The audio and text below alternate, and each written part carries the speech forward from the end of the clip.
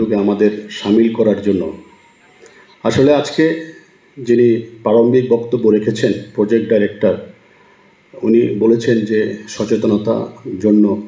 আমি একটু ডেফার করি যে সাংবাদিকরা যারা আজকে এখানে এসছেন বা সারা রাজ্যের সাংবাদিকরা, ত্রিপুরা রাজ্যের যে এইচআইভির ইনফেকশনের যে সিচুয়েশান আজকে এসে দাঁড়িয়েছে, সেটা সাংবাদিকরা সবাই কম বেশি জানেন এবং কিভাবে হচ্ছে, কোথা দিয়ে হচ্ছে, কি দৃষ্টিতে এটা মোটামুটি অনেকেই জানেন।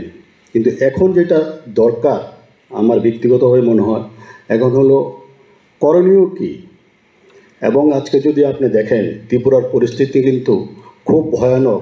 খুব ছোট রাজ্যে আমরা থাকি, প্রান্তিক রাজ্যে আমরা থাকি, কিন্তু এইচআইভি এইডসের যে সংক্রমণ, এটা কিন্তু খুব ভয়ানক। একটা সময় এই সংক্রমণের হার যা ছিল, এর থেকে আমার মনে হয় বহু গুণ আজকে বেড়ে গেছে। কলেজ স্তরে পর্যন্ত আজকে এইচআইভি সংক্রমণ পৌঁছে গেছে। এর জন্য মূল যে জিনিসটা সেটা হলো ড্রাগস, এটা আমরা সবাই জানি। এটার জন্য এখন একদম অ্যাপ্রোপ্রিয়েট সময় এসে গেছে যে সাংবাদিকরা আজকে এখানে শুধু সচেতন হবেন, এখান থেকে ফিরে যাবেন, ফিরে গিয়ে আপনারা আবার আগের কর্মজীবনে ফিরে যাবেন, এগুলো করলে হবে না। গিয়ে এখান থেকে যারা আপনারা যাবেন, গিয়ে আপনারা নিজেরা দায়িত্ব নিয়ে ওই এলাকাতে কাজটা করতে হবে যাতে ড্রাগসটা বন্ধ হয়। যাতে দেখবেন ড্রাগসটা যদি বন্ধ করা যায় যুবকদের মধ্যে, দেখবেন এইচআইভি সংক্রমণটা ধীরে ধীরে কমে আসছে। এবং ড্রাগসটা কিন্তু আজকে ভয়ানক পর্যায়ে ত্রিপুরাতে চলে যাচ্ছে যুব সমাজের মধ্যে। এবং আমরা জানি যে এইচআইভি সংক্রমণ বা ড্রাগস যেটা, এটা আজকে মহিলাদের মধ্যেও সংক্রমিত হচ্ছে। তো এটা কিন্তু আগামী দিনে যদি এইভাবে চলতে থাকে তাহলে কিন্তু এটা নিয়ন্ত্রণহীন অবস্থায় চলে যাবে। আমরাও আগরতলা সব ক্লাব মিলে আমরা একটা আগরতলা ক্লাব ফোরাম আমরা বানিয়েছি। 120-30টা ক্লাব আমাদের সাথে একসাথে আছে। আমরাও এই কাজটা আমরা করি, এই কাজটা আমরা করে থাকি, বিভিন্ন এলাকাতে করে থাকি। কিন্তু সারা রাজ্যে যদি এটাকে কমানো না যায়, যে বিশেষ করে যারা জম্পুই জলার দিকে বা কাঞ্চনপুর দশদার দিকে যারা থাকেন, ওনারা যদি দায়িত্ব নিয়ে যদি আপনারা যদি ওইখানে ছোট ছোট যদি শিবির করতে থাকেন, এবং ইউনিয়নের যারা কর্মকর্তা আছেন, আমি মনে করি যে ইউনিয়নের আজকে যারা সাংবাদিকরা অন্তর্ভুক্ত আছেন, সারা রাজ্যে প্রায় 80% সাংবাদিক, 80 থেকে 90% সাংবাদিক ইউনিয়নের সদস্যভুক্ত আছেন। আপনারা যদি সবাই যদি এই ড্রাগস এবং এইচআইভি ইনফেকশনের উপর যদি ছোট ছোট ক্যাম্প যদি আপনারা করতে পারেন, ওই স্থানীয় লেভেলে যদি করতে পারেন, এবং ওইখানে যারা স্থানীয় প্রশাসন আছে তাদেরকে যদি আপনারা কাজে লাগাতে পারেন, তাহলে দেখবেন যে অনেকটা অ্যাওয়ারনেসটা গড়ে উঠবে।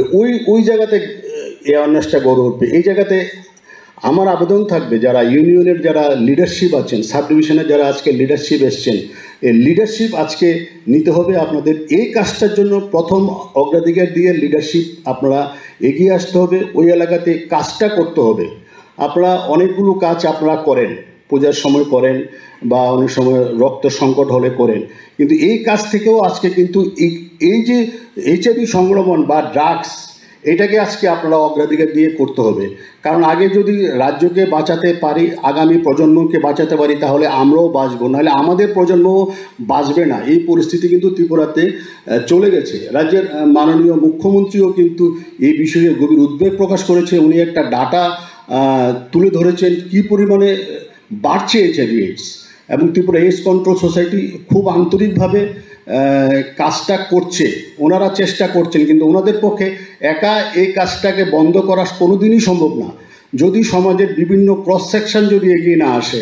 তো আমি বলবো যারা স্থানীয় লেভেলে সাংবাদিকরা যারা লিডারশিপ দিচ্ছেন আমাদের ইউনিয়নে, আমাদের প্রত্যেকটা সাব ডিভিশন লেভেলে জেলা স্তরে আমাদের কমিটি আছে, স্ট্রং কমিটি আছে, এবং কোনো সাব ডিভিশন নেই যে ইউনিয়নের কমিটি নেই, এবং ওই সাব ডিভিশনের ম্যাক্সিমাম সাংবাদিক ইউনিয়নভুক্ত।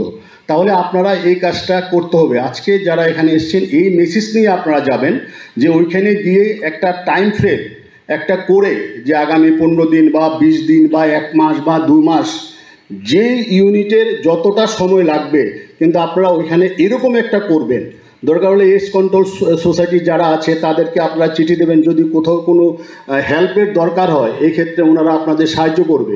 আপনারা মেসেজটা দেবেন যে এটা বন্ধ করতে হবে, কারণ এটা বন্ধ না করলে কিন্তু ইউনিয়ন বলেন, সরকার বলেন, রাজ্য বলেন, সব কিন্তু একটা এফেক্টেড হয়ে যাবে এটা। কারণ এই পরিস্থিতিতে যদি চলতে দেওয়া যায় তাহলে কিন্তু আগামী প্রজন্মের কাছে আমরাও জবাবদিহি করতে হবে যে আমরা কি করেছি, আমরাও কিচ্ছু করতে পারিনি। তো শুধু সাংবাদিক হয়ে শুধু লেখালেখি করব আর সমাজের বিভিন্ন বিপজ্জনক জায়গাগুলো আমরা চোখ বন্ধ করে থাকবো, এটা কিন্তু হতে পারে না। তো আমি